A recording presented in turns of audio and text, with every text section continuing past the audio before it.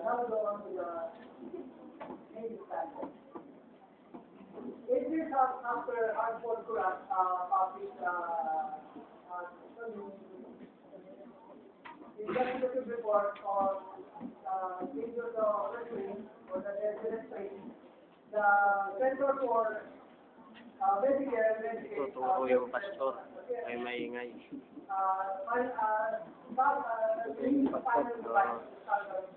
Tuturo niya yung mabubuting salita. Salita ng Panginoon. Grabe ang galing itong pastor na to. English speaking pa. Pambira, no? Oo.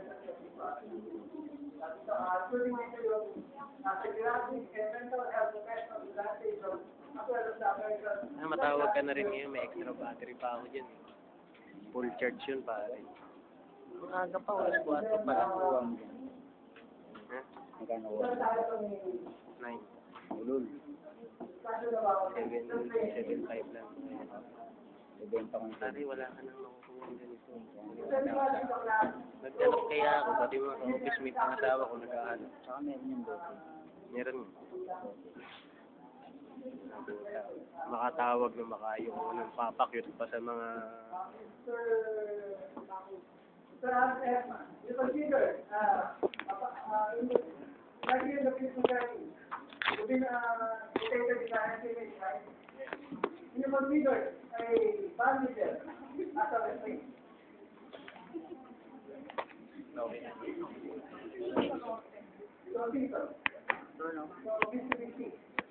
Not the banditer are not considered as a restraint. Because of the as a restraint. Any particular device are not Ulo, tinawag ko pa ako.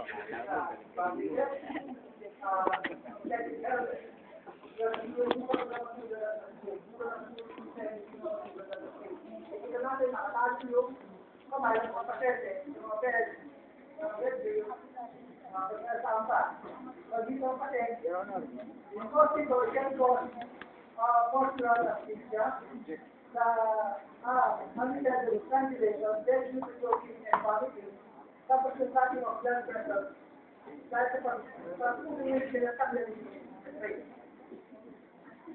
the next is the seclusion. The standard requirement, stated sa loob ng room or area, stated to physical intervention.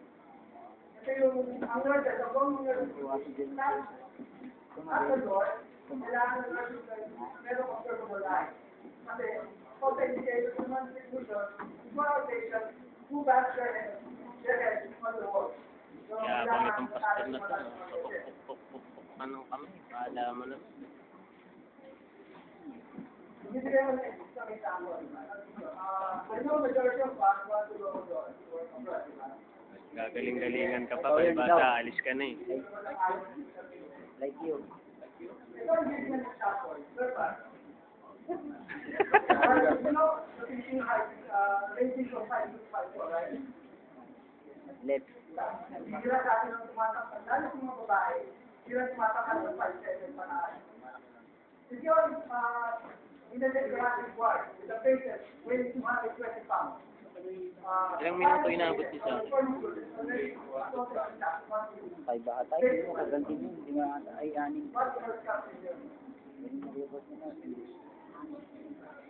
Parang naglalab, parang lawyer ah. Daw ba? Yung isang tao mamaya dyan. Gagamin ako. Ano kahilo? Hindi nagawa sa ano kahilo. Kasi yung ano yun.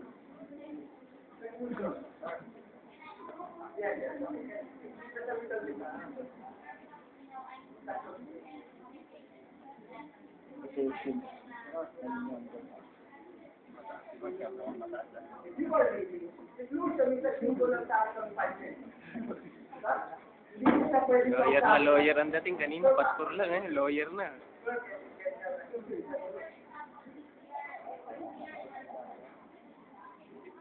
Mr. Lee, you remember that your family is outside ng you also do well on the family. I proceed directly to the Yan, kasi Buti nga. kung ano nung pinagsasabi mo, lintik ka. This is the de-escalation technique. This is what if I were you, I would use the de-escalation technique. Less risky. So that's the best thing to do. So most information is not right. De-escalation technique is by the use of purpose communication. Ang mga examples of the situation property, these are symptoms of personality determined.